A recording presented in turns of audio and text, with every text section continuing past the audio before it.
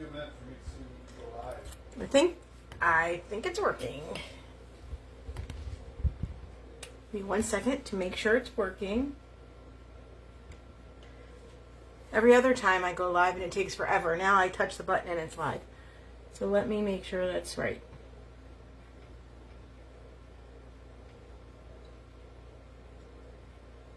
Anything yet? Anything yet?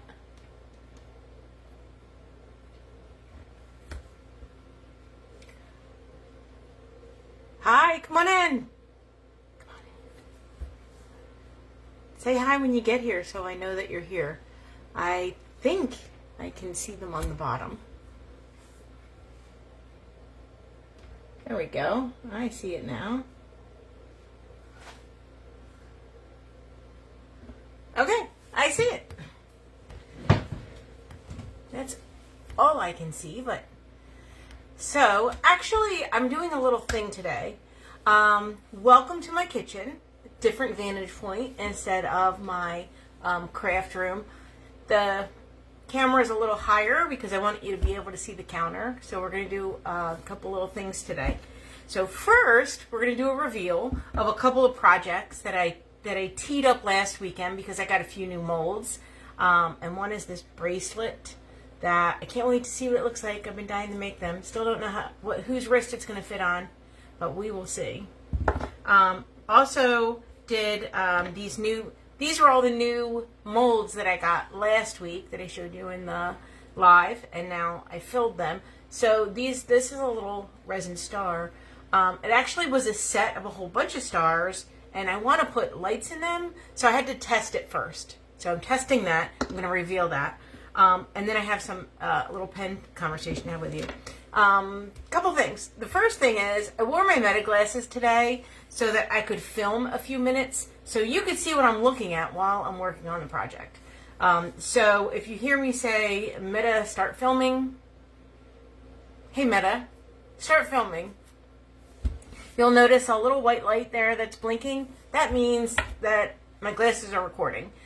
So I wanted to give you a view of what I'm looking at. So I have my computer, I have this. You'll see it all. I'll post a video tomorrow so you can see what my vantage point looks like. Hey Meta, stop recording. There you go. No light. I'm having great fun with those. Great fun. And then finally, the last thing I want to do today is to talk about a starving sourdough starter. I want to kind of show you what it looks like when it's starving because I have neglected mine for about 3 weeks. Yeah. So I've been neglecting my starter for about 3 weeks. You can see the components of it as it's breaking down. I will feed it, transfer it to a new jar, see what I can get out of it, and we'll go from there and hopefully bring that back to life. So, hi Lorraine. Yeah, we're in my kitchen today, in case you hadn't noticed, feeding a starving sourdough. Yeah, so we're going to see if we kill it or what. The first thing I wanted to show you, however, was I did make a reel for this later in the week, but I had to show this today. It's the middle of baseball season. We have baseball on the TV nonstop, and I had gotten this at Cracker Barrel a couple of weeks ago. It is a snow globe. It has the most glitter you've ever seen, but it is such beautiful glitter. I couldn't stand it. I had to buy it, and there's a light in it and a fan, so the glitter keeps moving. The glitter keeps moving around constantly, and it's just beautiful. And it's sitting, so this baseball is sitting in this lovely glove. Yeah, it's beautiful. I don't know if if you like glitter, they have a whole collection of snow globes down at Cracker Barrel that are just unbelievable. We went yesterday, not for snow globes, but for food, and they actually had Halloween snow globes out, which is a little early for my liking. Not even done baseball season yet. But this is fantastic, so I thought I would share that with you. I actually did a little video of it so you can see it in its entirety without me goofing around with it later in the week. So there's that. Love that. Sitting right here. And then I wanted to just reveal a couple things to you. So I did some pens the other day. You can see them here. This is a pen. I had a pen mold, this exact pen mold, and every day when I finished a project, I just put what was left over in the pen. And so you can see the different glitters and the colors, they all have a different weight. And so when I did everything that was left over into the mold, they fight for the space that they're going to have. I had put in these two light colored glitters. Then I think even the next day I did this clear with teal. It just ended up being this great pen of assorted colors. So I thought I would share that with you. And I'll take a glamour picture of that also. It did get a little lip here that I'm going to have to sand down.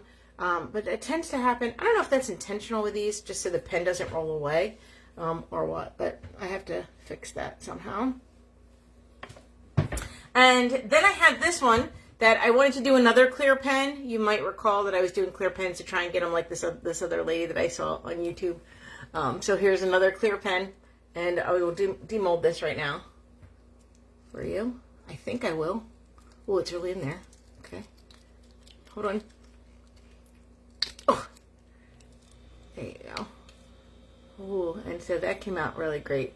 The lighting's a little different here than my craft room, but this is a clear pen. You can see there with all those purple flowers floating around in there. I did get a little lip on this, but not even as much as that other one. This is really pretty. So I'll show you that in a glamour picture too. That came out great. All right, so now we had two of those. Okay, and then the last thing, two. Here's the star. Now again, I want to take this star that comes in a set, so some are really big. So I'm going to take these and put a light strand in them, a battery-powered light strand, and have them so that they turn on inside the resin. I don't know how that's going to work, but we're going to try it. A little strange angle. All right, so here's this one.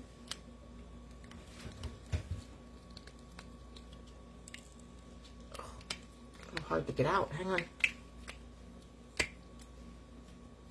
That is very cool. You see that? That is really nice. I assume I can get the bigger ones, especially I can get that light strand in there. But this came out great. A little fun fact about this. This star is not colored. I put these blue star shapes in there. I don't know if you'll recall, last week I talked about dollar store glitter and dollar store embellishments. These are the dollar store embellishments, but the star itself looks blue because we had a little bit of running of the color off of the star embellishments. So it did run, and I did have a viewer notify me that watch the glitter from the dollar store, it might run, and it did in fact run. However, the star is beautiful. Right? Like, isn't that cute? That came out great. But if I wanted it to be clear, it wouldn't have worked because it has a blue tint to it, and that's because the glitter ran.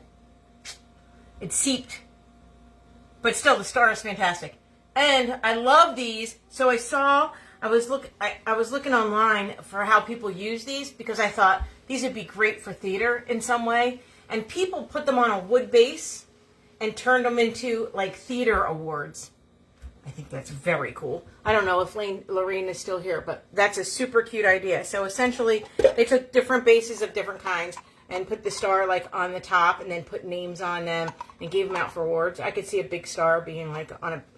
Anyway, cute idea. Love that idea. So starting a experimentation with that, maybe putting lights in them and making a thing. Okay, now before I get to the sourdough, I really, really want to reveal this bracelet. So let's do this. I used a clear resin, and I used a clear resin and a silver glitter because I just wanted this to be like super bright and sparkly. So let's see how it comes out. And this is a beveled mold, so it should have some texture to it. Ooh, it's in there. Oh boy.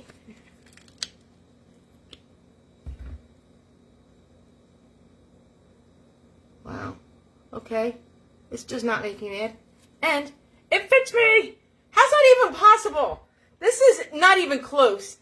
But that's the right size. Check that out. So, if you can see, I'll take a better picture when I'm not on my phone camera. But this beveled edge is really great. It picks up so much color. I don't know. I wish I could show it to you in a different light, but wow. And success.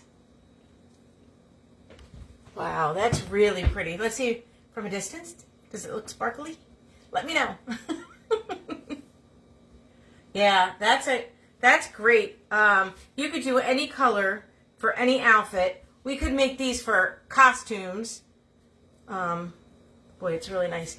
And like I said, I just made it silver because I thought I wanted it to be as useful from the get-go.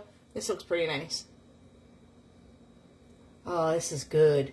You could do multiple colors. You could pour different colors. You could just make it a solid color instead of all that sparkle. But I love that sparkle. Wow. Okay, I'm excited about that. Now I have like 5 different shapes and sizes of these. So now I'm going to have to pour a whole bunch. And I will say, for as big as it is, it didn't take that much glitter. No, it didn't take that much resin. It did take some, but there you go. So these are the 2 new molds from last week, and that was the result. Love that. Okay, so let's switch over to sourdough real quick because, oh gosh, I hope I do this without screwing it up. Oh God. Okay, hang on, give me a second. All right.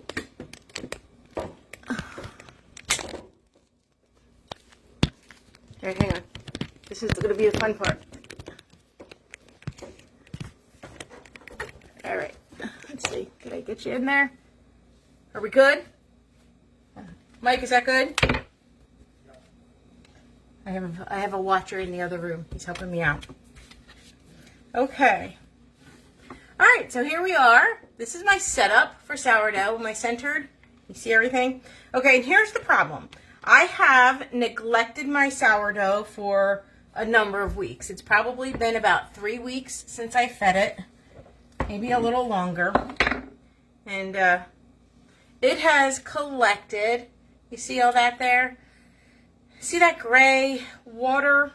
That just means my sourdough is starving.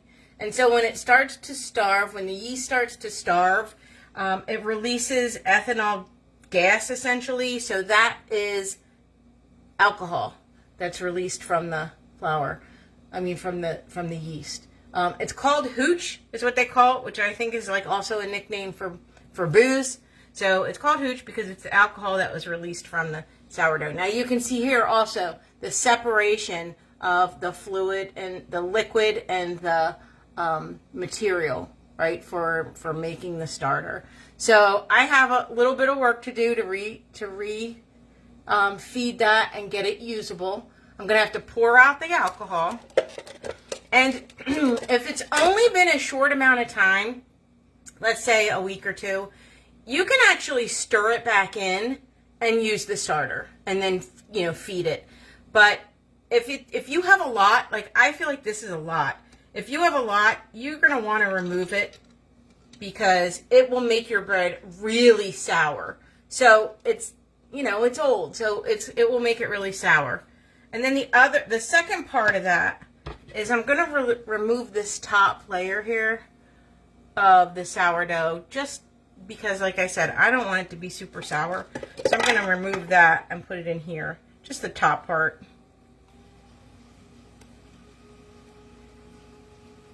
Now, if you've neglected it for like 2 months, that top part might be crispy and spongy, but mine's just gray and inactive, so I'm just removing a little bit off the top.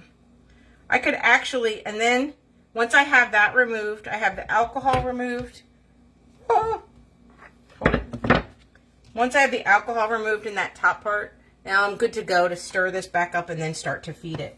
I can feed it right in this jar, but only because I've left it for so long, I'm actually going to transfer it to a mason jar and start over in that spot. So I'm going to stir up everything that's left.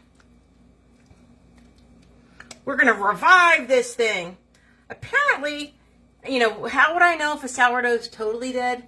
I don't think I would, because you can revive this for months and years. People put them in all kinds of different conditions and then revive them. Now this is only three weeks or so, maybe 3.5 weeks of neglect. So I don't have to go crazy. If it was maybe 3 months of neglect, you might have to feed it every 12 hours until it comes back to life. But I don't have to worry about that. I think it's going to be just fine. All right, so what I'm going to do is I'm going to take some and I'm going to remove it, because I'm going to water it down and make garden fertilizer again, as was suggested at the beginning, about maybe 3 weeks ago now. That's what I first filled my garden. You dilute this like crazy. This is discard. Dilute it like crazy and then nourish your garden with it. And then I'm going to move some of the about 150, let's say about 150 milligrams we'll put, or grams, I'm sorry. I'm sure you can't read this scale, but everything we're going to do, we're going to measure pretty exactly. All right, so I'm going to put about 150 grams of this in here. Am I blocking? Probably so.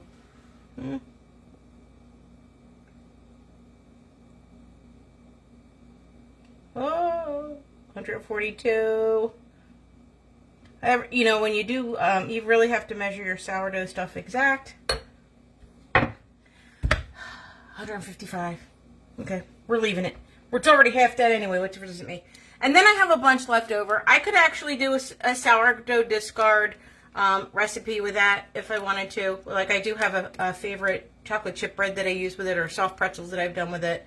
Chocolate chip cookies, which I didn't think were really that fantastic, but maybe I should try a different recipe. And we'll go from there. So this is no longer relevant. So that's a band to tell you the last time you fed it. So you actually put it in the front. You pick a line on the jar, and then right when you fed it. I'm going to move this onto a towel.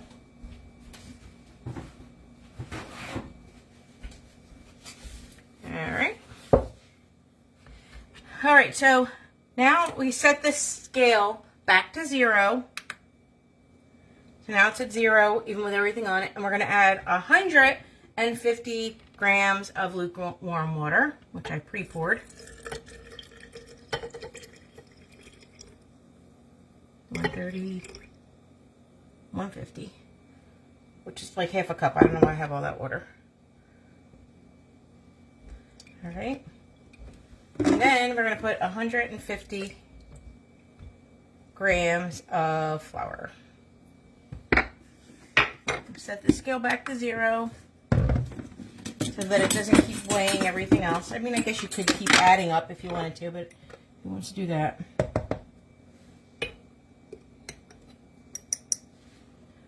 $30.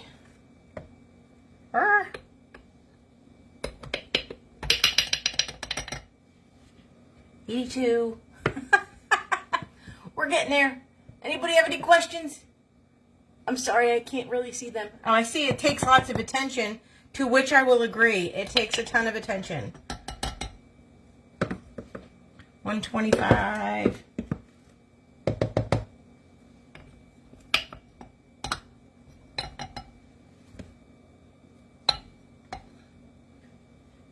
$156. 1 over. 149. 150. All right. So now you got to get all the way down there and mix it with the original starter. And then you're going to leave it out for a while. I have you put the lid on it loosely because you don't want the lid to be on super tight, because as it expands you don't want to blow off the lid. I've heard that people leave it on their counter for like a couple of days. I leave mine on the counter for a couple of hours and then stick it in the fridge. I guess sourdough is, honestly, why does it tolerate any behavior? You can treat it like garbage. You can stir out the gunk, stir in the gunk. It's really weird. But we've enjoyed the recipes. We started this in December. Tom gave us the recipe. We did not start the starter ourselves, but it was started with King Arthur flour. So we continue to put King Arthur flour in it. I got a beautiful picture yesterday from a follower, Mark and Sherry, followers who have a new kitchen and wanted me to see their sourdough Sunday morning or Saturday morning sourdough feeding frenzy. I'll share that with you a little bit later so you can see that. What? What's the question? Any special flour that you use or your favorite? So I use King Arthur flour. The question was any special flour that I use or my favorite. Some people are very specific about the flour that was used in their starter, so they use the same flour all the time. Mark and Sherry were on a trip. They sent me a message yesterday, and they actually did buy a special flour from some bakery out in Pittsburgh that they wanted to try and add it. But because your starter can last super long, like it can last 20 years, you'll want to know what the ingredients are and where things were from. So you would just potentially want to keep track of it. My starter came from Tom, and Tom had King Arthur flour starter, and so I tend to always use King Arthur flour. I guess if I came across a different flour that was maybe even more higher quality, but I think King Arthur is fantastic.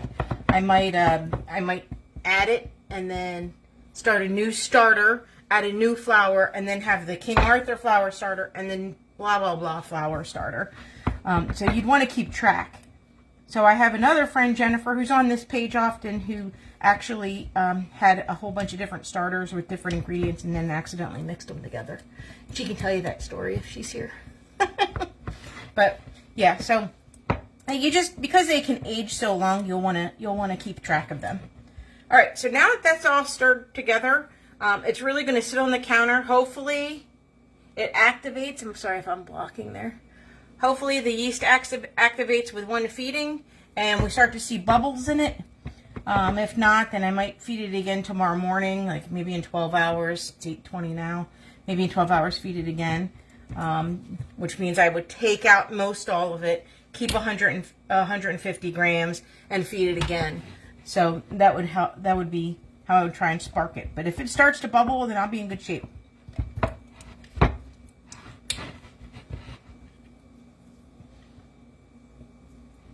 So there you have it.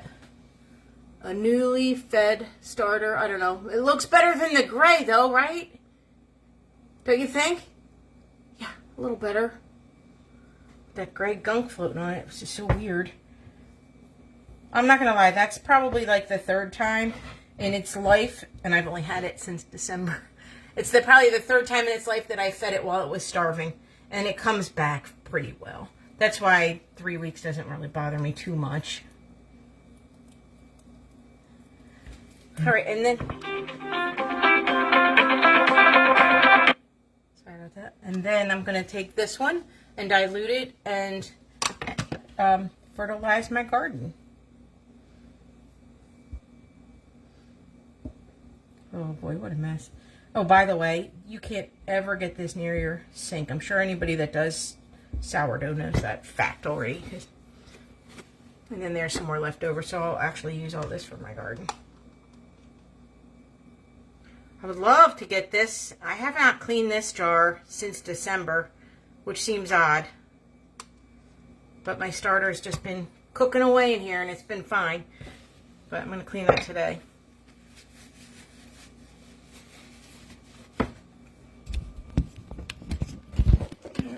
Move this back if I don't. I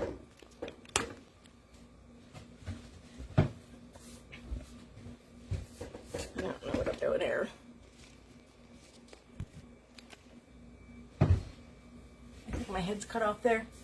All right, so that's it. I had a couple reveals in sourdough. That's all I had on my list. I know it's Father's Day, so I wanted to.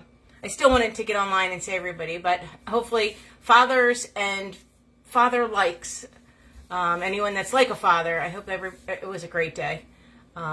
Happy Father's Day to all the dads out there. And I think with that, we'll end. I'll see you next week for some more crafting fun, and thanks for joining me. Take care. Bye.